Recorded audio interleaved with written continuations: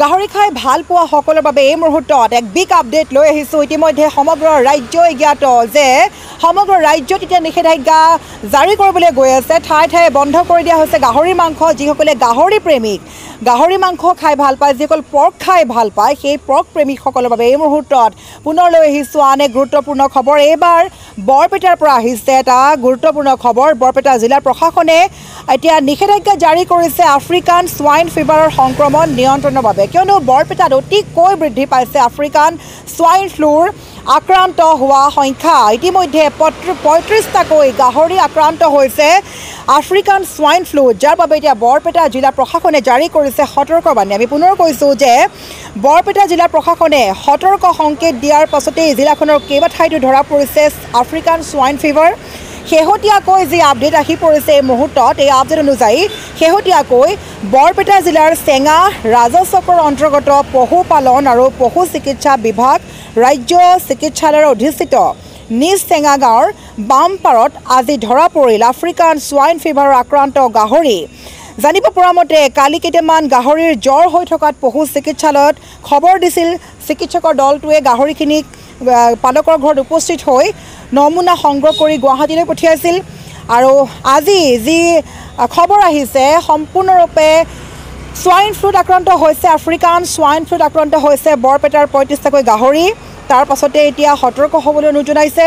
অধিক সংক্ৰমণ ৰোধ কৰিবলৈ বৰপেটা জিলাৰ প্ৰশাসনৰ লগতে সকলো বজাৰ ৰাজহুৱা স্থানত গাহৰি মাংস, গাহৰিৰ পোৱালি, গাহৰি মাংস আনুষংগিক সামগ্ৰীৰ বিক্ৰী নিষেধাজ্ঞা জাৰি কৰিছে।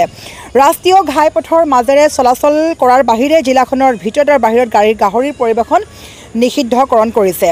আৰু জনসাধাৰণক গাহৰিৰ মৃতদেহ মুকলি পথাৰ, জলভাগ বা অন্যান্য উন্মুক্ত ঠাইত পেলোৱাত কঠোৰ নিষেধাজ্ঞা আৰোপ কৰা হৈছে। ইয়াৰ উপৰি আক্ৰান্ত অঞ্চলৰ ১ কিলোমিটাৰ ব্যাসাৰ্ধৰ ভিতৰত ৪জন বা তাতকৈ অধিক লোকৰ সমাৱেশত বাধা আৰোপ কৰিছে। আৰু গতিকে আমি ক'ব লাগিব বৰপেটাৰ পৰা এই মুহূৰ্তত আজি আপডেট আহি পৰিছে পৰ্কক লৈ। যিসকল গাহৰি প্ৰেমিকসকলে হয়তো এতিয়ালৈকে গাহৰি খোৱা বন্ধ কৰা নাই, কিন্তু তেওঁ গাহৰি খাই ভাল পায়। ঠায়ে ঠায়ে গাহৰি দেখিবলৈ পোৱা গৈছে, কিন্তু এতিয়া ৰাজ্যত ঠায়ে ঠায়ে ধৰা পৰিছে আফ্ৰিকান সোৱাইন ফ্লুৰ আক্ৰান্ত কথা। আৰু বিশেষকৈ বৰপেটাত ৩৫টাকৈ গাহৰি আক্ৰান্ত হৈছে। আৰু কালিৰে পৰা গাহৰি পালকৰ কেইবাটাও গাহৰি আক্ৰান্ত হৈছে জ্বৰত, আৰু তাৰ নমুনা সংগ্ৰহ কৰিছে চিকিৎসকৰ দলে। নমুনা সংগ্ৰহ কৰি গুৱাহাটীলৈ প্ৰেৰণ কৰিছে। আৰু গুৱাহাটীলৈ প্ৰেৰণ কৰাৰ পাছতেই যি ৰিজাল্ট আহিছে বা যি ফলাফল আহিছে, সেই ফলাফল হৈছে যে ৩৫টাকৈ গাহৰি দেহত ধৰা পৰিছে আফ্ৰিকান সোৱাইন ফ্লু, যাৰ বাবে এতিয়া সতৰ্কবাণী জাৰি কৰা হৈছে।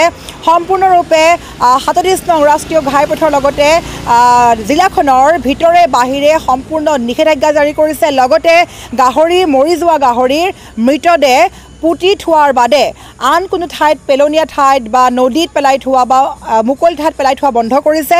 আৰু প্ৰত্যেকগৰাকী লোকক সতৰ্ক কৰিছে যে নিষিদ্ধ কৰিব লাগে গাহৰি মাংস। বৰপেটা জিলাৰ প্ৰশাসনে অভিযান চলাই আছে। যদি কেনেবাকৈ ধৰা পৰে কঠোৰ শাস্তিৰ সন্মুখীন হ'ব পাৰে। গতিকে নিজৰ স্বাস্থ্যৰ প্ৰতি সজাগ হৈ প্ৰত্যেকগৰাকী লোকেই বন্ধ কৰক গাহৰি মাংস খোৱা। এতিয়া বৰপেটাত আফ্ৰিকান সোৱাইন ফ্লুত আক্ৰান্ত হৈছে ৩৫টাকৈ গাহৰি। আৰু এই গাহৰি সেৱন কৰা সকলৰ কি হ'ব পাৰে এবাৰ নিশ্চয়কৈ ভাবি চাওক। গতিকে শীঘ্ৰেই নিষিদ্ধ কৰক গাহৰি খোৱা। মই গাহৰিৰ ক্ষেত্ৰখনত আপোনাৰ ২০১৮ চনৰ পৰা জড়িত হৈ আছোঁ আৰু বৰ্তমানলৈকে জড়িত হৈয়ে আছোঁ। বৰ্তমান আপোনাৰ ফাৰ্মত কিমানটা গাহৰি আছিল? মোৰ ফাৰ্মত বৰ্তমান 35 গাহৰি। ৩৫টা আছে। ৩৫টা। এতিয়া কি পজিটিভ ওলাইছে? কিমানটাৰ ওলাইছে পজিটিভ? ASF পজিটিভ ওলাইছে। তাৰে এটাৰে ওলাইছে। মোৰ যিটো বোৰ্ড আছিল, বোৰ্ডটোৰ ASF পজিটিভ ওলাইছে।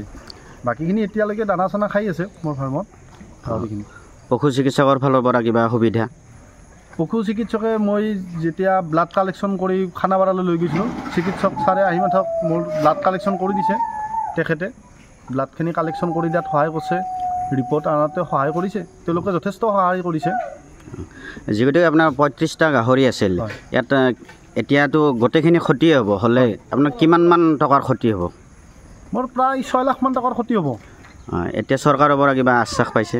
চৰকাৰৰ পৰা যিখিনি ক্ষতি মানে চৰকাৰী ৰুল মতে যিখিনি মানে কালিং কৰাৰ পিছত দিয়ে, সেইখিনি পাম বুলি তেওঁলোকে বিভাগীয় কৰ্তৃপক্ষই জনাইছে মোক। কেতিয়া কালিং কৰিম বুলি কৈছে? অহাকালি কালিং কৰিব। আজি ভেটেনাৰীৰ পৰা মানুহ আহিছে? আহিছে। আহি কি ক'লে? অহাকালি কালিং কৰিব। আজি যিখিনি ধৰক বনোৱা লাগিব বা JCP সেইবিলাক যোগাৰ কৰিব দিছে। সেইবিলাক নিজাববীয়া কৰি মোক তাৰমানে সেই কৰিব দিছে, কিন্তু ছাৰ আহোঁৱে পইচা পাতি যিখিনি লাগে তেওঁলোকে বহন কৰিব, চৰকাৰীভাৱে গোটেই খৰচ বহন কৰিব। আৰু ইয়াৰ ক্ষতিখিনি কিবা মূল্য দিবনে? মূল্য দিব ক্ষতিখিনিৰ। যিখিনি 1 কুইণ্টলত কৰি ওপৰৰ গাহৰি আছে সেইখিনিত 15,000 টকা দিব। আৰু বাকী তেনেকুৱা যিখিনি এখন লিষ্ট চাৰ্ট আছে সেইমতে জুখি লৈ গাহৰিখিনিৰ ক্ষতিপূৰণটো দিব।